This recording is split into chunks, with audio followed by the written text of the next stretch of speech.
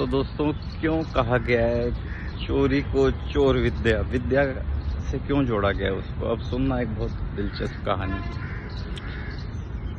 एक पिता होता है, वो खूब मंझावा चोर होता है। तो वो क्या करता है कि वो बहुत बुजुर्ग हो जाता है, तो अपने बेटे को सोचता है उसको ये विद्या सिखाई जाए। तो एक दिन उसको रात को बोलता है कि चलो आज मैं तेरे को चोर विद्या सिखाता हूँ। सेंध लगाते हैं, देखते हैं। रात हो जाती है और निकलते हैं काम पर। तो घुसते हैं जैसे तैसे घर में चोरी करने। बहुत अच्छी दिलचस्प कहानी है, पूरी सुनिएगा। और ये कहानी कहीं ना कहीं ध्यान से, होश से, चेतना से, आत्मा से, सजगता से भी रिलेटेड है। तो उसमें क्या होता है कि सेंध लगाते हैं, पहुंच जाते हैं बाप बेटे दोनों। अब जैसे ही अंदर घुसते हैं, देखते हैं कि कोई शोर हो रहा है। बाप निकल लेता है, बेटा अकेला रह जाता है। बेटे को अकेला छोड़ के वो बाप तो गया।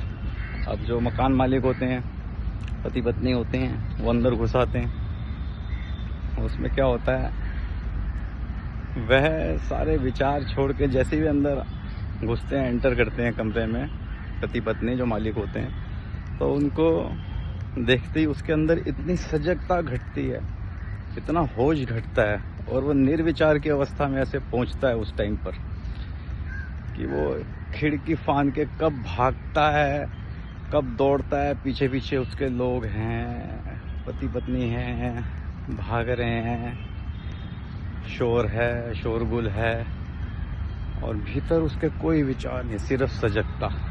उस चोर के भीतर सिर्फ सजगता। और वो जैसे तैसे पहुंचते पहुंचते, दौड़ता दौड़ता, ना आगे का पता ना पीछे का पता, वह पहुंच जाता है अपने घर। तो वो पिता से पूछता है कि ये तुमने धोखा क्यों दिया, और मुझे वहाँ मेरी जान जोखिम में डालकर मुझे क्यों छोड़ के आया? तो उनका बाकी सब छोड़, ये बता, जब तू वहाँ से भागा और जहाँ तक जब तक घर पहुँचा, तो तेरे मन में क्या चल रहा था? तो वो बेटा बोलता है जो कि कुछ नहीं चल रहा था, उस टाइम मैं बिल्कुल निर्विचार अवस्था में था।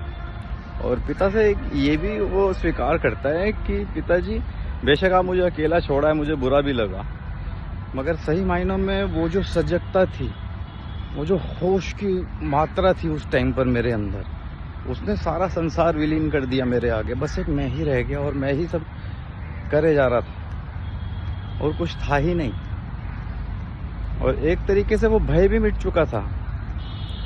इसलिए ये जो चोरी को विद्या बोला गया है, इसलिए क्योंकि इसके अंदर बहुत सजगता चाहिए। जैसे एक ध्यानी के अंदर सजगता होती है ना, ध्यानी के अंदर की सजगता और एक चोर के अंदर की सजगता में काफ़ी समानता है, मगर एक जो असमानता है वो ये है कि उसके अंदर की जो सजगता है चोर के अंदर, वो थोड़ी तनावपूर्ण होती है, मगर होश की मात्रा बहुत ज़्यादा होती है। जैसे एक ध्यानी में होती है, एक समाधि में होती है, एक ध्यान, गहरी ध्यान की अवस्था में जैसे होता है।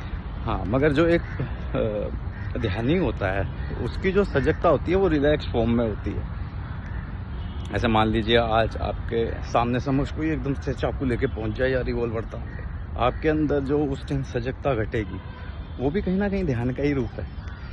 तो इसलिए जो चोरी को है, पुराने जो लोग होते थे, उन्होंने इसको विद्या का नाम दिया, क्योंकि ये बहुत सजगता की विद्या है। मैं ये नहीं कहता कि चोरी करना चाहिए, चोरों को कोई मैं वो नहीं कर रहा हूँ, प्रोत्साहन नहीं दे रहा हूँ, बट देखिए वो भी कहीं ना कहीं ध्यान से बहुत गहरे रिलेटेड है ये चीज़ भी।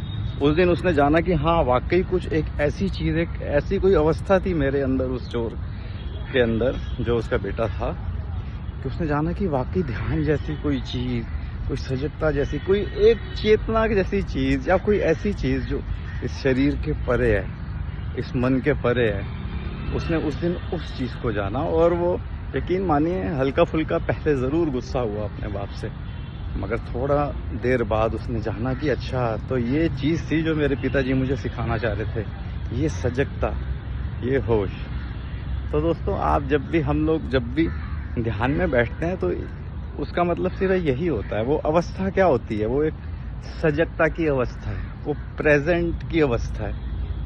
जो हम प्रेजेंट में जीते हैं, उस टाइम जो सजगता घटती है, हम अगर इसी मोमेंट में स्टिल हो जाएं, और वो जो सजगता घटती है वो बहुत एक चेतना के तल पे लेके आती है। वो मन और जो शरीर के पार हमारी एक अवस्था है, उसको छूने के लिए हमें एक मौका देती है।